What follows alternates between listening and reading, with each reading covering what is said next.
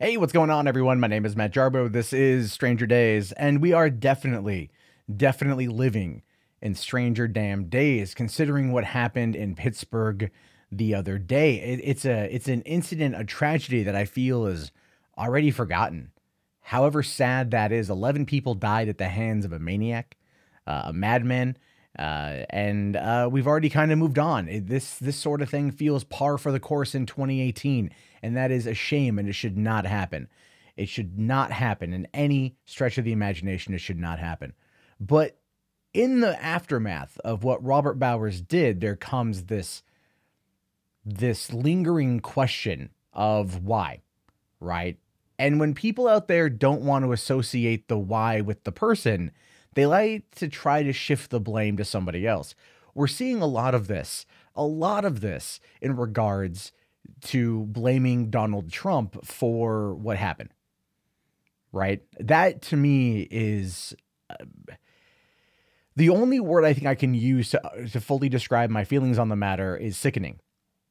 Trump did not do this. Trump did not push for this.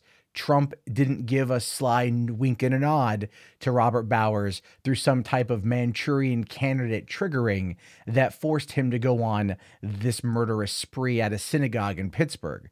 But yet the media, especially the left-leaning media, is so desperate to win the elections in just a couple days that they want to make sure that everyone out there knows that it was Trump. Now, this is the thing that I get criticized the most of, I think, on YouTube is claiming that I'm a liberal and then only criticizing the left. This is one of those moments in times where I feel it is perfectly fine to criticize the left for how they're responding to this. Robert Bowers is a nut job. He's psycho. He's insane. And now he's locked up and he will never, ever, ever, ever, ever, ever, ever, ever, ever see the light of damn day again. So let's actually take a second and look at who he is, right? You had Caesar Sayoc, the alleged bomber. This dude was a pro-Trumper through and through. Trump stickers all over his van, went to all the rallies, was even picked up in Michael Moore's Fahrenheit 11/9 documentary coverage, scenes that were cut from the movie that Michael Moore has since released. We know that Caesar Sayoc was and is, in fact, an insane Trump supporter. Robert Bowers, on the other hand, was less so. Not to say he didn't support Trump. I think I saw Sticks Hexenhammer said he was a never Trumper, which I think is a little disingenuous to be fair. I think it's a little disingenuous to call him a never Trumper. No. The guy was a pro-Trumper. He was just upset at how Trump did things.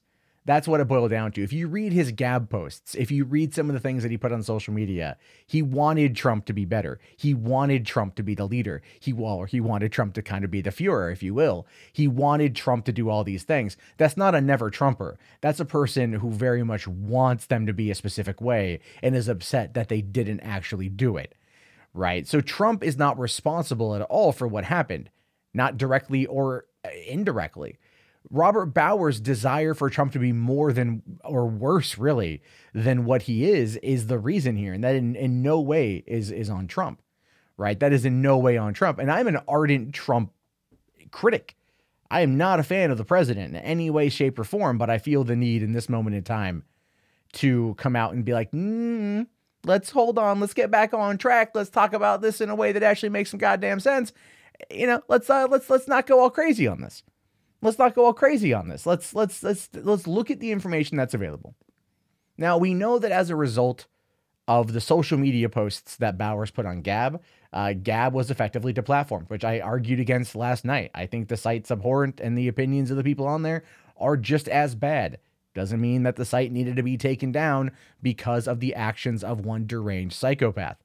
I mean, here's the worst part about it, though. His last post on Gab, where he said, "Screw the optics, I'm going in," was posted 5 minutes before the shooting took place, before he stormed the synagogue shouting, "All Jews must die," and opened fire. He didn't walk in and say, "I came here to kick ass and kill Jews, and I'm all out of kick ass." All right. I came here to chew cum and kill Jews. I don't know. It's a terrible joke, and this is not even a laughing matter. But Trump had nothing to do with this, right? Trump had nothing to do with this. And with the reason why this bothers me so much, why the media Why CNN is trying to force people, trying to goad people into saying, well, do you blame Trump for this? Is just ridiculous. We've had issues with racists in this country since the beginning of the country. Racism is not necessarily a new trait. It's been around for a long period of time. People like Robert Bowers felt emboldened by the internet, absolutely. But if you look at his posts, especially when it comes to talking about Trump, he was upset that Trump was not acting as hardcore as he wanted him to, right? And then went on to talk about QAnon being right. Well, QAnon is pro-Trump, apparently. QAnon, remember what QAnon says, right? QAnon says that Donald Trump and Robert Mueller are working together in order to expose Washington and the corruption that lies within, right? That's what QAnon preaches. So this guy was not a never Trumper. He was definitely pro-Trump. He just was not happy with everything Trump was doing. But Jesus Christ, why are we looking, or not we, I don't want to say we, I don't want to bring a colloquial into this. I don't want to do that. I want to say, why is the media, why in God's name is the media so desperate to make Trump out to be the mastermind behind this, right? And they argue things like, oh, Charlottesville, he said something very dumb at Charlottesville, and that bit him in the ass, right? That he's given a wink and a nod to the white supremacists and white nationalists out there because he didn't disavow them right away, right? Andrew Anglin was all like, we take it as an endorsement. No one cares what Andrew Anglin has to say. No one, except for his small, sycophantic group of followers. And even then, if someone like Bowers was a supporter of Anglin, that doesn't mean Anglin is responsible for this, right? Like, yes, as people who are in the media or people who are in the public spotlight, people who do YouTube, we should be wary of what we say. But the way that the media is responding to the situation is just mind-boggling. It drives me up the damn wall, because the one thing I don't want to do is defend Trump, and I feel I have to. I feel it should be a concentrated effort to shout down this narrative, because it's a lie, because it's an outright lie. And there are so many things that the media has twisted time and time and time again that are just lies that need to be shouted down 100%. And that's on both sides. Both sides have done it. And we need to stop with this partisan shit and actually start addressing these things on a case-by-case basis, and definitely leave the whataboutism. That has to go away. Whataboutism does nothing more than just clog up the conversation. It means nothing anymore. Drop it. But in this instance, racist, anti-Semitic douchebag storms synagogue, murders, slaughters innocent people, a 97-year-old Jewish woman, a couple who was married in that synagogue like 67 years ago, were both killed. Right? Murders them in their place of worship. And the media's first response is, well, where was Trump during all of this? Reading a book to fucking school children. God damn it. Who cares? He didn't do it. Like, I get the elections are a couple days away. They are so close. They're a week away. And tensions are riding high. Will there be a blue wave? Will there be a red wave? Will things stay the same?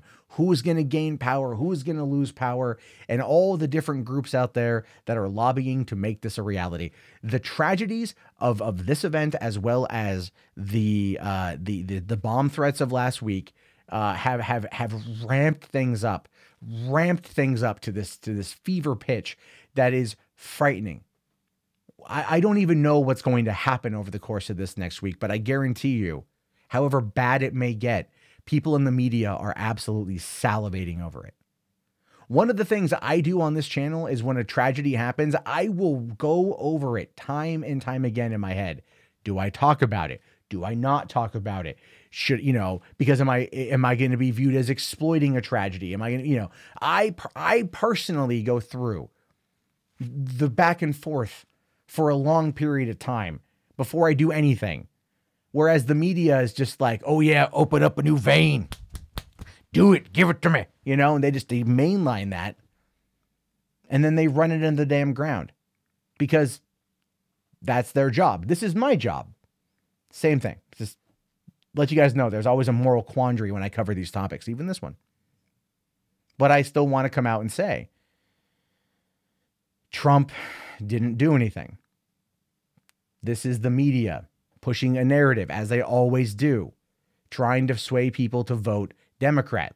People want to vote Democrat, they'll vote Democrat. They want to vote Republican, they'll vote Republican. All right. But we need to stop amplifying the finger pointing. We need to stop trying to make everything about other people, right? Oh, well, Robert Bowers didn't act of his own accord. It was clearly Trump dictated this. No, he didn't. No, he didn't. You could read through his social media and you see a deranged individual, but it's a deranged individual that acted alone, a deranged individual that worked solo, not at the request of the president, not at the request of some GOP super PAC, right? Or some Soros-funded company, who knows, right? No one acted with him that we know of right now, but for right now, he was a lone wolf, like Caesar Sayak was a lone wolf. Lone wolves get the media coverage, so we see this shit. We do. We absolutely do. And that is a problem. Again, it's the media. When they realize that this is a story where this was a lone wolf, they need to change the narrative. Oh, well, this was a lone wolf that was acting on request of the president, that the president was doing, they instructed him to do this.